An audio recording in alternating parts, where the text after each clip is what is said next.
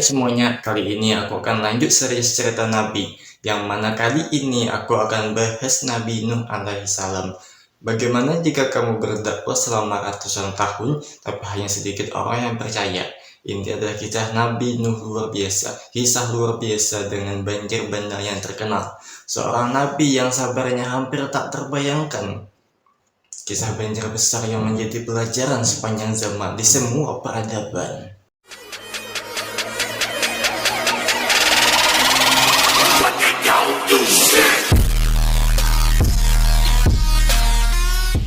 Nabi Nuh alaihissalam adalah salah satu Nabi Ulul Azmi, yaitu Nabi yang memiliki ketabahan luar biasa dalam menjalankan tugasnya.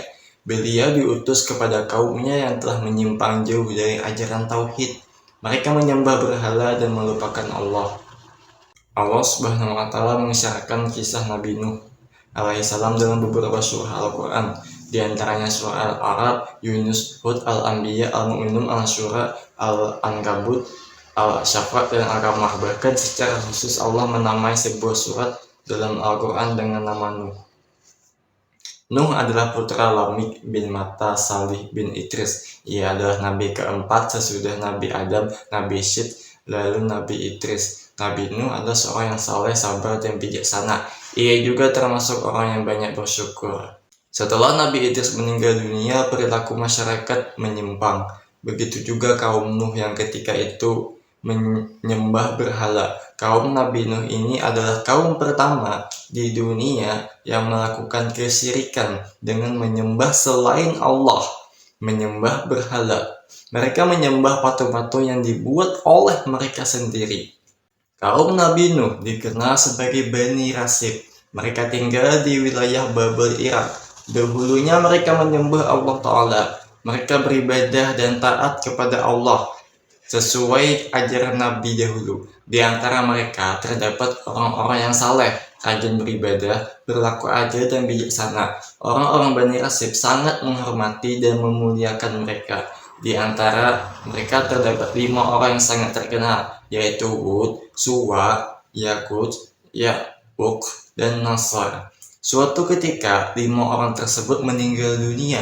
Orang Bani Rasib sangat sedih. Dalam kesedihan yang mendalam, iblis berhasil memunculkan ide dalam pikiran mereka untuk membuat patung-patung kelima orang tersebut. Hal itu merupakan wujud kecintaan mereka kepada 5 orang yang meninggal itu. Melalui patung-patung itu, mereka mengingat orang-orang yang sangat dikasihinya.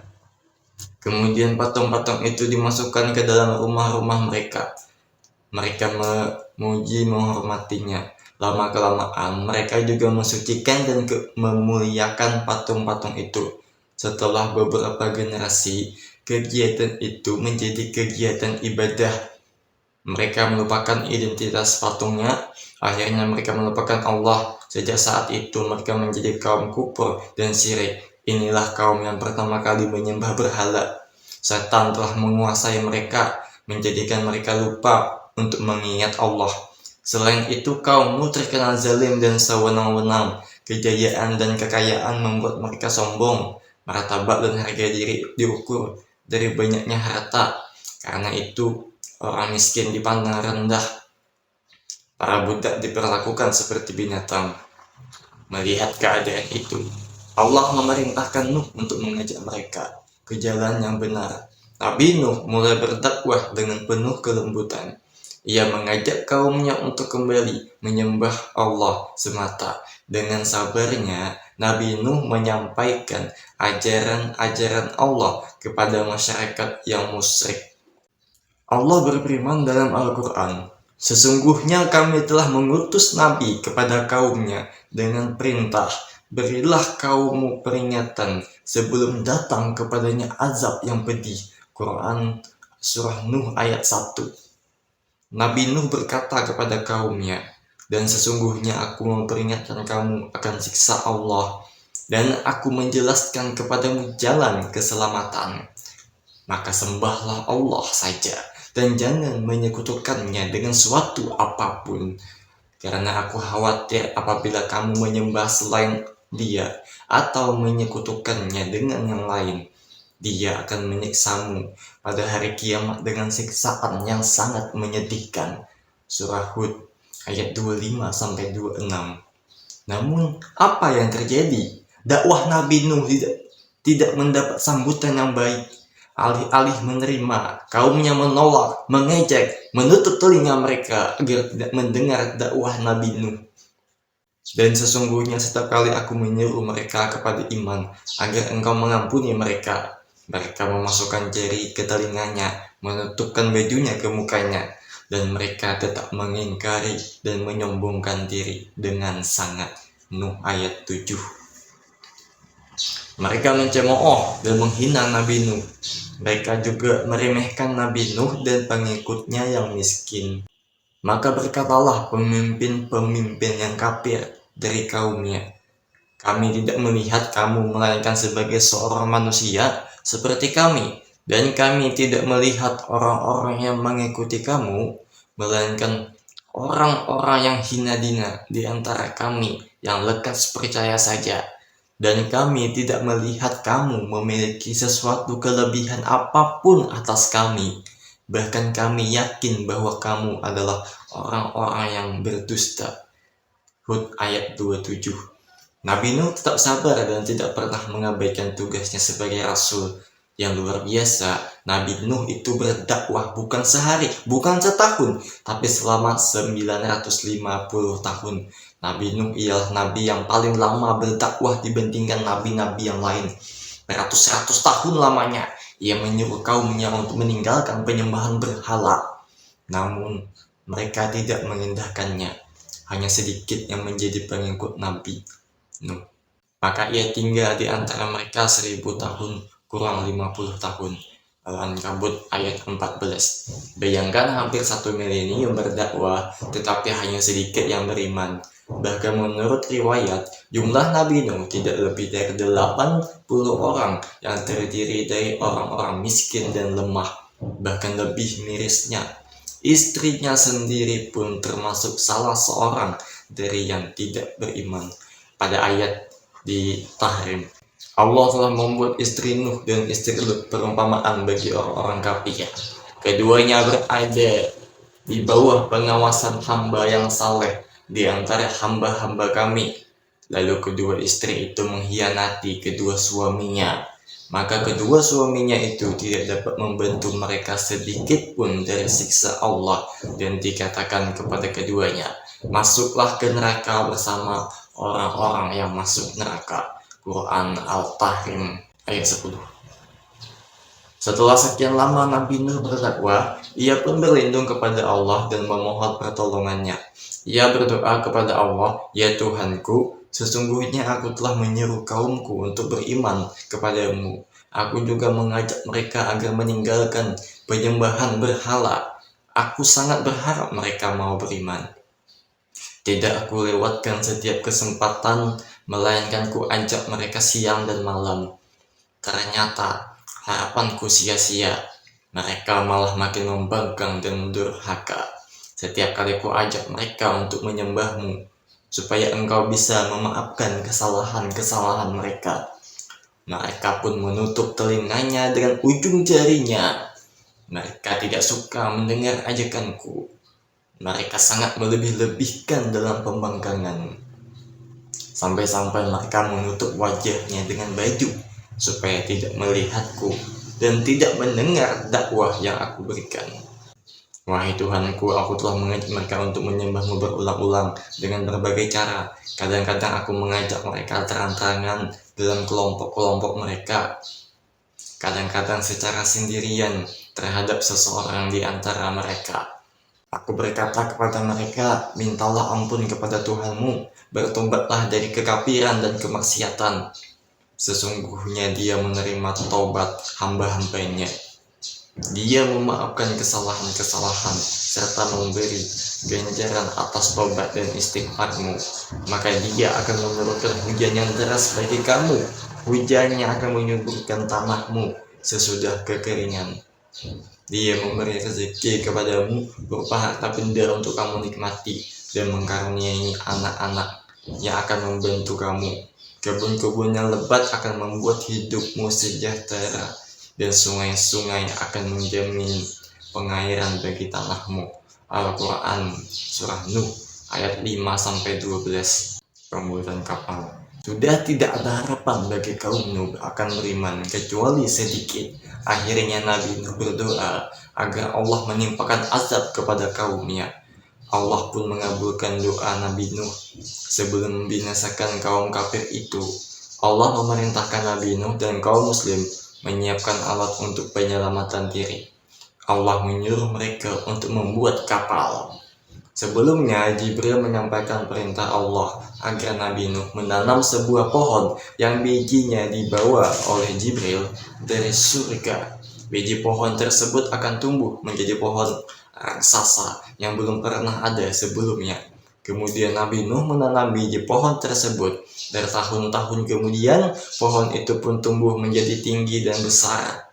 Nabi Nuh segera mengumpulkan para pengikutnya yang beriman, mengajak mereka untuk membuat kapal. Kapal ini akan digunakan untuk menyelamatkan orang-orang beriman dari azab Allah Subhanahu wa Ta'ala.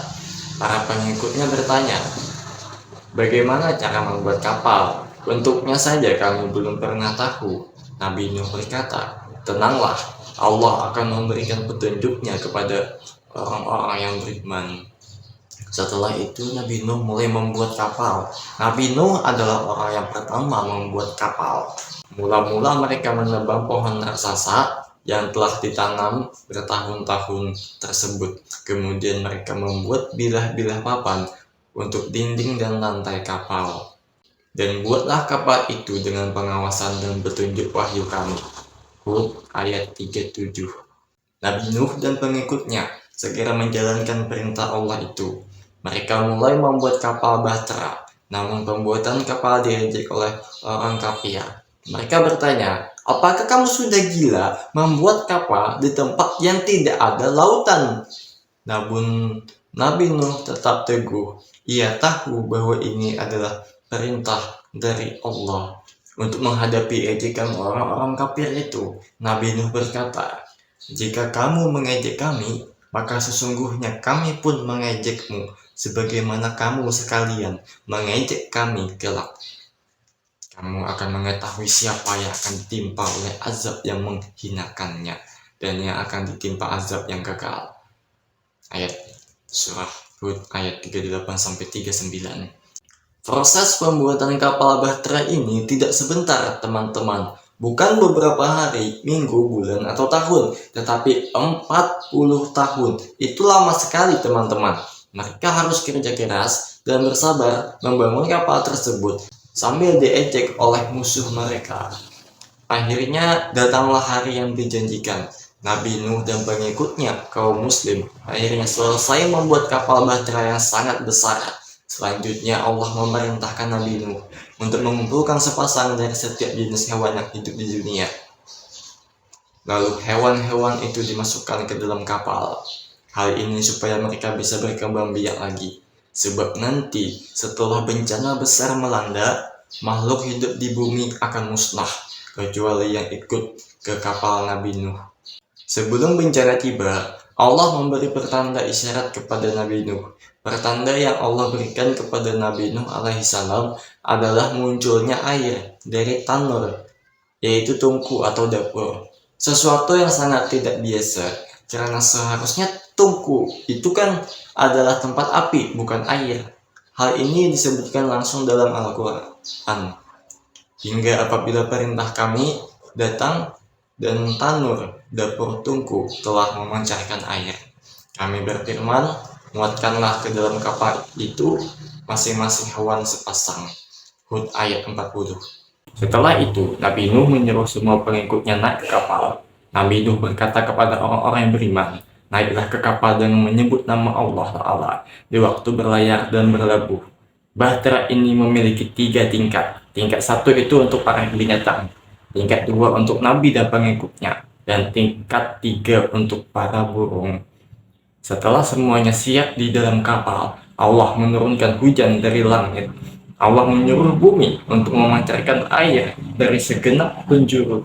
Dalam sekejap, air dari langit dan bumi berkumpul sehingga timbullah air bah yang sangat dahsyat.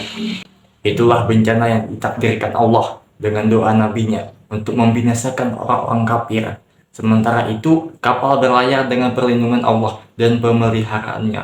Allah telah menyelamatkan Nabi Nuh dan orang-orang yang beriman. Banjir besar melanda seluruh wilayah, mungkin seluruh dunia. Air terus naik hingga menenggelamkan segala sesuatu sampai tingkat gunung tinggi sekalipun. Maka kami bukakan pintu-pintu langit dengan menurunkan air yang tercurah, dan kami jadikan bumi memancarkan mata air. Quran Al-Qamar ayat 11-12. Dan kapal itu berlayar membawa mereka dengan gelombang laksana gunung. Surah Hud ayat 42. Al-Quran tidak menyebutkan secara pasti berapa lama kapal Nabi Nuh alaihissalam berlayar. Yang ada hanyalah berupa tafsir. Ini aku tampilkan. Tenggelamnya putra Nabi Nuh alaihissalam. Salah satu momen paling menyentuh adalah ketika anak Nabi Nuh sendiri menolak ikut naik ke kapal. Nabi Nuh teringat akan putranya, Kan'an, sebagai seorang bapak yang menyayangi anaknya. Nabi Nuh memanggilnya. Ia memintanya untuk naik ke kapal bersama keluarga yang lain. Namun putranya menolak. Nabi Nuh berkata, "Hai anakku, naiklah ke kapal ini agar engkau selamat dari azab Allah. Janganlah engkau masuk ke dalam golongan orang-orang kafir yang mengingkari agama Allah." Surah Hud ayat 42. Putra Nabi Nuh ini memang durhaka. Dalam situasi demikian, ia tetap tidak mau beriman kepada Allah, karena ia menduga bahwa apa yang terjadi merupakan peristiwa alam biasa. Tanpa naik ke kapal pun, ia pikir bisa selamat. Begitu pikirnya, maka ia berkata kepada bapaknya, "Aku akan berlindung ke puncak gunung yang tidak bisa dicapai oleh air, sehingga aku tidak akan tenggelam," katanya. Nabi Nuh mengingatkan, tidak ada satupun kekuatan pun yang sanggup mencegah takdir Allah. Jika seseorang ditakdirkan tenggelam, ia pasti tenggelam. Sebagai balasan bagi orang-orang yang kafir, putranya tetap menolak ajakan Nabi Nuh. Ia yakin bisa mencapai puncak gunung dan berlindung di sana. Akan tetapi, bukan itu yang terjadi. Air bah terus meninggi dan menenggelamkan Kan'an, putra Nabi Nuh. Gelombang menjadi penghalang antara keduanya. Maka jadilah dia termasuk orang-orang yang ditenggelamkan. Hud ayat 43. Nabi Nuh memohon kepada Allah agar putranya diselamatkan, karena Allah telah berjanji akan menyelamatkan keluarganya. Allah menjawab bahwa putra Nabi Nuh yang kafir itu, Kan'an, bukanlah termasuk keluarga yang dijanjikan untuk diselamatkan. Hal itu karena putra Nabi Nuh, si Kan'an ini tidak beriman kepada Allah dan melakukan perbuatan-perbuatan yang tidak baik. Allah melarang Nabi Nuh untuk memohon sesuatu kecuali bila ia yakin bahwa hal itu benar. Nabi Nuh kemudian menyesal. Ia mengakui kesalahannya. "Sesungguhnya aku berlindung kepadamu, wahai Tuhanku. Aku tidak akan memohon sesuatu yang tidak engkau ridai. Jika engkau tidak mengampuniku, niscaya aku termasuk orang-orang yang merugi." Dengan itu Nabi Nuh mengikhlaskan keluarganya yang tidak selamat. Air bah surut. Selanjutnya, air bah benar-benar menenggelamkan kaum Nabi Nuh yang tidak mau taat. Setelah orang kafir tenggelam, Allah menyuruh bumi untuk mengisap airnya. Allah juga menyuruh langit untuk berhenti menurunkan hujan. Maka surutlah air bah itu. Kapal Nabi Nuh kemudian terdampar di Gunung Judi. Dan difirmankan, "Wahai bumi, telanlah airmu, dan wahai langit, berhentilah." Dan kapal itu berlabuh di atas Gunung Judi. Hud ayat 44. Allah mengatakan dalam surah Hud ayat 48, dikatakan kepada Nuh, "Hai Nuh, turunlah dengan selamat sejahtera dan penuh keberkatan dari kami atasmu dan atas umat-umat yang mukmin dari orang-orang yang bersamamu. Dan ada pula umat-umat yang kami beri kesenangan pada mereka dalam kehidupan dunia. Kemudian mereka akan ditimpa azab siksa yang pedih dari kami." Di tanah baru itulah pengikut Nabi Nuh hidup dengan damai. Lalu mereka berkembang sehingga jumlahnya menjadi banyak lagi. Dari semua pengikut Nabi, hanya anak beliau yang memiliki keturunan. Semua generasi manusia itu berasal dari 3 anak Nabi Nuh, yaitu Sam, Ham, dan Yafet. Sam dianggap sebagai nenek moyang bangsa Semitik, Keturunan Sem meliputi bangsa Arab, bangsa Ibrani, bangsa Aram. Dari garis Sem inilah lahir banyak sekali nabi.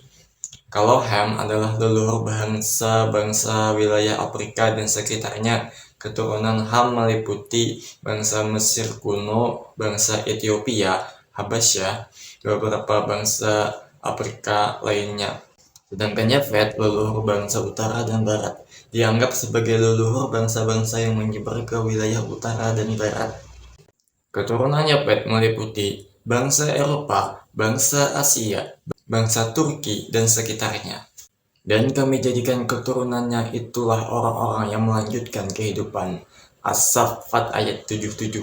Dan itulah dia cerita tentang Nabi Nuh. Terima kasih telah menonton video ini.